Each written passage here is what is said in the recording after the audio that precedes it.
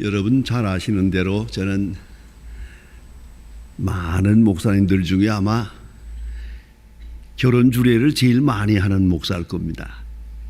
우리 교인들도 그렇고 교인 아닌 분들도 요청을 해서 제가 주로 결혼 주례를 참 많이 하는 편인데, 가끔 결혼 주례사를 들은 분들이 와서 이렇게 주례사를 해 주십시오 하고 주문하는 분들이 있어요. 주문을 합니다. 그 주문하는 얘기 중에 가장 대표적인 얘기가 이제 말씀드리려고 하는 겁니다. 제가 주례할 때 꼭 이 말은 제가 빼질 않습니다. 왜? 가장 실제적이고 중요하니까 말입니다. 이 결혼하고 사는 동안에 내가 신부에게 부탁합니다. 남편의 핸드폰을 열어보지 마라. 어떤 일이 있어도 몰래 핸드폰을 살짝 열어보아서 우리 남편이 어떤 사람하고 전화를 했나 그런 거 알아보려고 하지 마라. 이거 한 번 들키면 어쩌면 영영 사랑을 받지 못한다. 생각해 보세요. 남자 입장에서 이 여자가 나를 의심한다, 같이 자는 이 여자가 나를 의심한다 생각하면 무서워요. 겁이 나요. 이걸 어떻게 사랑할 수가 있어요? 그런 거로 의심은 모든 행복을 앗아가는 무서운 시험이다. 절대 그러지 마라. 좀 더 나아가서는 저녁에 남편이 늦게 돌아오더라도 왜 늦었느냐고 묻지를 마라. 아니 지금 배고파서 들어오는데 그저 배고프겠다 생각하고 피곤하겠습니다, 그 생각만 하지 어딜 쏘다니다가 늦었느냐 그 소리 하지 마라. 누굴 만나고 왔느냐 어쩌란 얘기요. 그래서 어쩌란 얘기요. 영어로 말하면 so what. 이거 아무 쓸데없는 말이에요. 이렇게 말함으로써 상대방을 의심하는 거다. 그런 의심하는 쪽으로 말하는 것처럼 느껴지면 이쪽에서 아주 좋지 않은 반사가 나와요. 그러면 사랑의 관계가 다 끊어지고 만단 말이에요. 그러니까 사랑한다 하는 말보다 중요한 것은 믿는다는 말이에요. 얼마나 사랑하느냐를 묻지 않아요. 얼마나 믿느냐가 중요해요. 그렇습니다. 의심은 병입니다. 여러분, 알아서 믿는 겁니까? 믿어서 아는 겁니까? 오늘 이 성경은 분명히 말씀합니다. 예? 믿음으로 천지가 창조된 것을 안다 그랬어요. 믿음이 먼저입니다. 믿는 만큼 압니다. 믿는 만큼 지식이 성립이 됩니다. 의심하면은 지식은 없습니다. 알아지는 것이 아무것도 없습니다. 요리저리 의심해 보세요. 죽을 때까지 의심해도 해답은 얻지 못합니다. 결국은 그런 인간이 되고 맙니다. 믿으세요. 여러분, 속을 때 속아도 늦지 않아요. 믿어줘. 그냥 믿으세요. 믿으면 지식이 성립이 됩니다. 믿으면 알게 됩니다. 믿으면 사랑하게 됩니다. 믿으면 평안하게 됩니다. 이걸 잊지 말아야 합니다. 죄송합니다만 제 사랑하는 제자 한 사람이 있어요. 목사님인데 이름을 제가 대지 않겠습니다. 제가 소망교회를 목회할 때 늘 평안한 것만 아니에요. 좀 어려운 일도 좀 있었어요. 많은 소문도 나고 그 말에 의도적으로 나쁜 소문을 퍼뜨리고 그런 분이 좀 있었거든요. 막 좋지 않은 말들이 많이 돌아다닐 때 저 사실 괴로웠습니다만은 저는 체질적으로 우리 아버지의 훈계를 따라서 절대 변명은 하지 마라. 그건 아무 쓸데없는 거다 해서 변명하지도 않고 무슨 만나서 물어보지도 않고 그대로 참고 기다리는데, 그러니까 박하까지 루머가 막 돌아다닐 때입니다. 그런데 이 목사님이 강단에서 뭐라고 설교를 했느냐? 요새 광 목사님이 좀 어려움을 당한 것 같더라고. 이 얘기를 해놓고 그 다음 말이 만일에 황 목사님이 도둑질을 하러 간다면 나는 따라갈 거요. 가서 문 밖에서 망을 보겠습니다. 그리고 왜 이 일을 하느냐고 묻지 않겠습니다. 그 설교를 했어요. 그 말이 내게 들어왔어요. 어떻게 고맙고 귀한지요. 그가 개척교회 하고 있었는데요. 그 다음에 제가 예배당 지어주었어요. 지금까지 그 교회에서 목회하고 있어요. 야, 여러분, 그 한마디가 얼마나 중요해요. 뭘 물어봐? 그럴만한 이유가 있겠지. 그거의 믿음이에요. 다 알아야 되겠어요? 어디까지 알아야 되겠어요? 설명을 꼭 들어야 되겠어요? 그럴 것도 없네요. 믿어. 얼마나 고마운 분이요.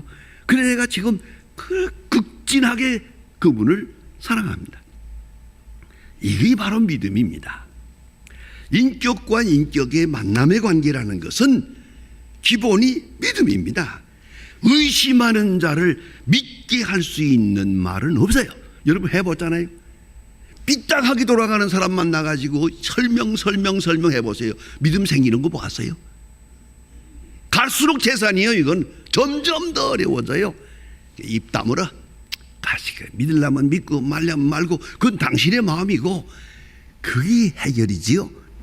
따라다니면서 변명하려고 해봐야 되는 일이 하나도 없습니다. 제가 일생 동안 경험한 겁니다. 의심하는 자를 믿게 할 방법이 없어요. 그건 자신의 문제니까요. 믿음은 지식을 반납하는 겁니다. 사랑이 알고자 하는 마음, 그것까지도 다 사라져서 더 이상 알아보고 싶고 알려고 하는 마음도 없어요. 왜? 다 소화가 되어버렸으니까. 현재 사랑에 만족할 때 미래에 대한 사랑을 믿게 되는 것이요. 여기는 아무 질문도 없어요. 아무 의심도 없는 거예요. 사람을 기쁘게 하는 것이 뭡니까?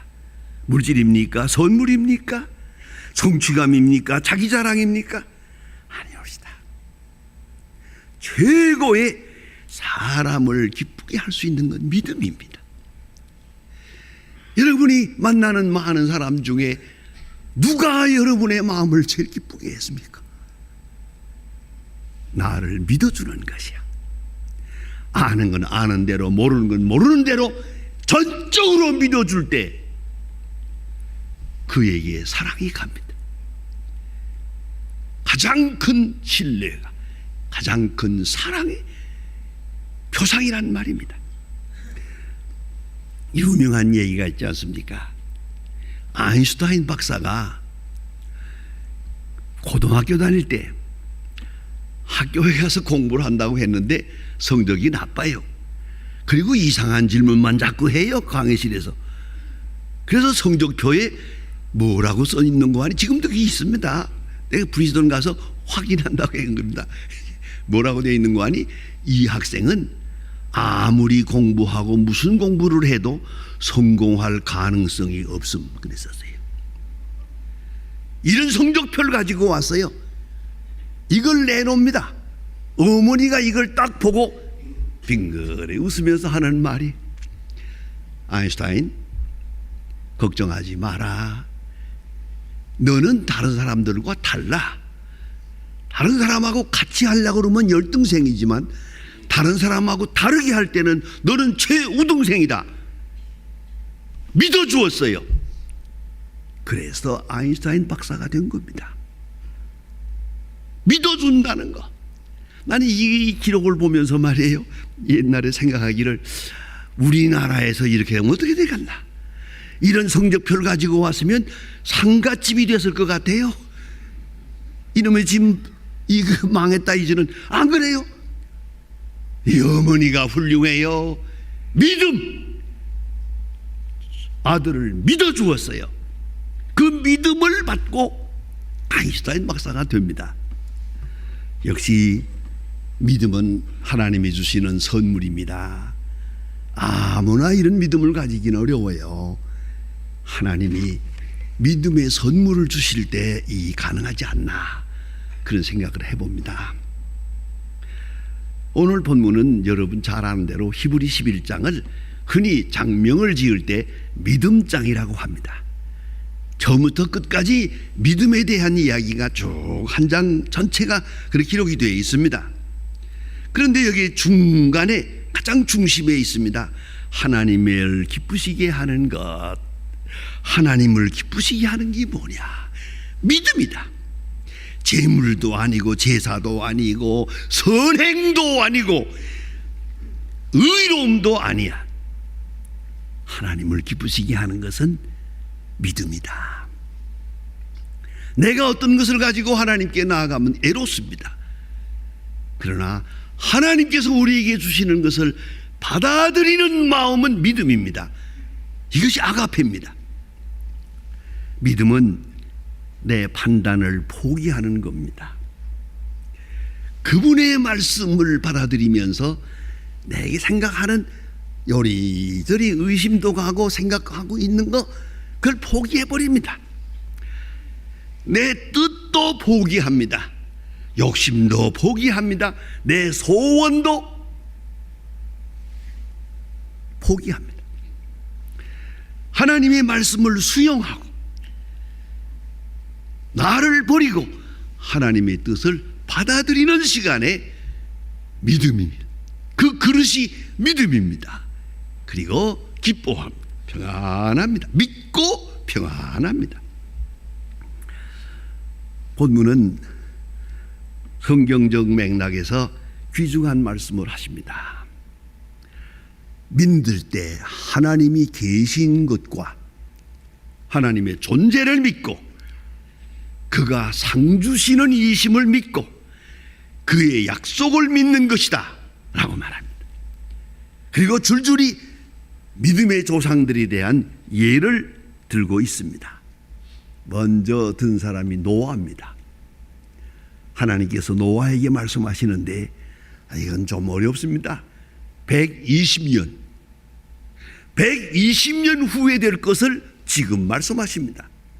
이걸 믿어야 됩니다. 그리고 아라랏산 그 꼭대기에다 산 꼭대기에다가 배를 만듭니다. 120년 동안 요새 말로 말하면 정신병자 아닙니까 이거? 그러나 노아는 믿었습니다. 믿은 대로 됐습니다. 여러분 120년 후에 될 것을 하나님의 말씀에 따라서 믿고 순종하고 꾸준하게 참고 그 약속의 시간을 향해서 가는 노아, 위대한 믿음이죠. 아브라함도 믿음의 사람입니다.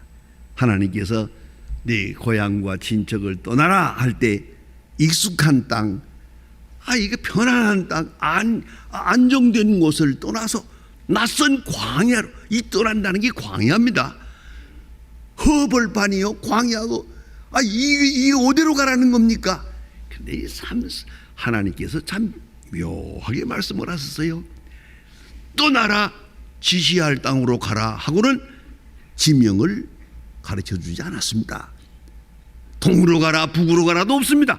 떠나라 해놓고 떠난 다음에 떠나는 믿음, 떠나는 행동 있은 다음에 얼마 후에 하나님 말씀하시기를 됐다, 떠났으니까 내가 누운 땅, 내가 지금 있는 그 땅을 너와 내 후손에게 주리라, 이렇게 말씀하십니다. 이것이 아브라함에게 주신 말씀인데 아브라함은 믿었습니다. 아브라함의 믿음의 특징은 순종한 것입니다. 믿고 순종합니다. 또 성경에 다시 히브리서에서 지금 말합니다. 사라라, 아브라함의 부인 사라에 대해서 말합니다. 그는 자기 몸이 죽은 것과 같은 줄 알면서 이미 단산했어요. 대략 이렇게 미뤄보면은 단산한 지가 아마도 15년쯤 된 것 같아요. 그런데도 불구하고 하나님께서 말씀하시기를 천사를 보내서 내년 이때에 아들을 낳으리라. 이걸 믿어야 합니까? 말아야 합니까? 왜냐? 더 어려웠던 것은 이게 25년 전부터 하던 말이거든요. 그런데 오늘 와서 단산 다 한 다음에 이제 와서 로마서에서는 말합니다. 죽은 것과 방불한 가운데, 생리적으로는 죽은 것이라 마찬가지요. 그런데 내년 이때에 아들을 낳으리라. 이걸 믿었어요. 대단한 믿음이지요.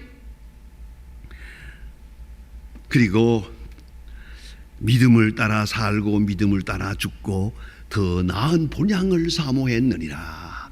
여기에 믿음의 조상들의 이름을 쭉 들어가면서 말합니다. 여기 속성이 뭐냐면 믿을 때 용기가 생겨요. 떠날 수 있는 용기, 순종할 수 있는 용기가 생기더란 말이에요. 창세기 24장 50절에 보면 아주 재미있는 얘기가 있습니다.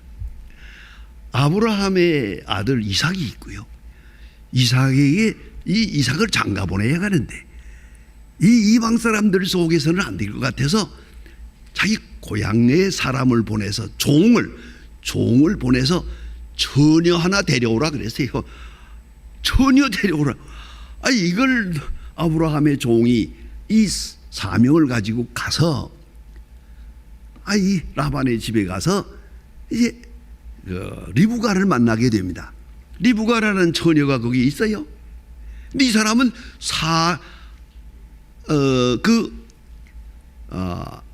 아브라함의 아들 이삭을 본 일이 없어요. 얼굴도 보지 않았어요. 전혀 모릅니다마는 아브라함의 종이 이렇게 설명하면서 우리 주인께서 우리 아들을 위해서 신부될 사람 하나 데려오라고 해서 왔습니다. 이게 도대체 이런 설명이에요. 그런데 성경에 보면 기가 막힌 말이 있습니다. 이 일이 하나님께로 말미암았으니 누가 가부를 말하리요. 이 일이 하나님께로 말미암았다. 가부를 말할 필요가 없다. 리브가 얼굴도 보지 못하고 몇 살인지도 몰라요. 그런데 믿음으로 따라 나서요.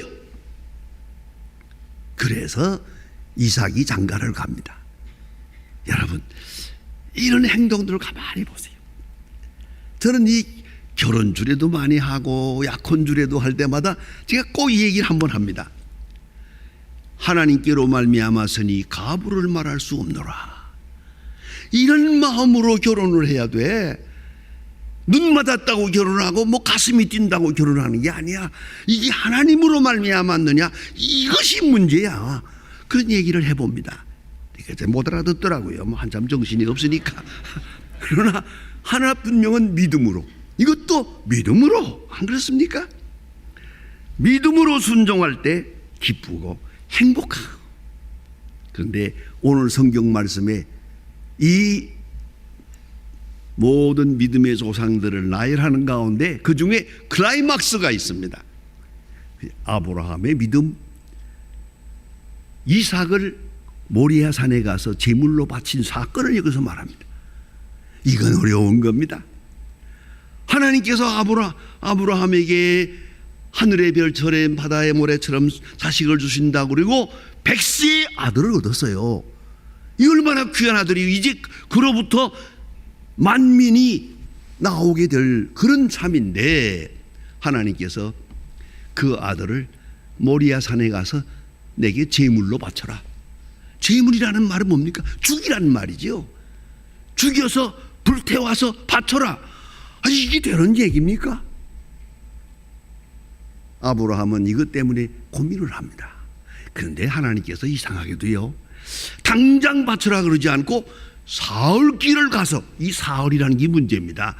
그동안에 얼마나 고민을 했겠습니까? 사흘길을 가는 거요. 아들하고 같이. 지금은 둘이 가지만 돌아올 때는 혼자 올 거예요. 이 사흘길을 가면서 마음이 변할 수 있죠. 이걸 다 극복합니다. 산에 올라가서 이제 이삭을 하나님께 바치게 됩니다. 여기에 대한 재미있는 전설이 있습니다. 거의 27살 정도 났는데 아브라함이 아들을 이길 수가 없죠. 그런데 아들에게 말합니다. 이삭아, 내가 너를 얼마나 사랑하는 줄 알지? 압니다. 얼마나 사랑하는 줄 같으냐? 아버지 목숨보다 나를 더 사랑합니다. 그럼 사랑하고 말고. 근데 하나님께서 이렇게 말씀하시니 어떻게 하면 좋냐? 내가 너를 사랑하는 줄 알지? 압니다. 하나님의 말씀이 너를 제물로 바치란다. 이삭이 예, 하나님이 나를 사랑하고 아버지가 나를 사랑하는 줄 알기 때문에 저는 순종하겠습니다. 그 제단에 올라갑니다. 그리고 이삭을 바치게 되는 바로 그런 순간입니다. 여러분 놀랍지 않습니까?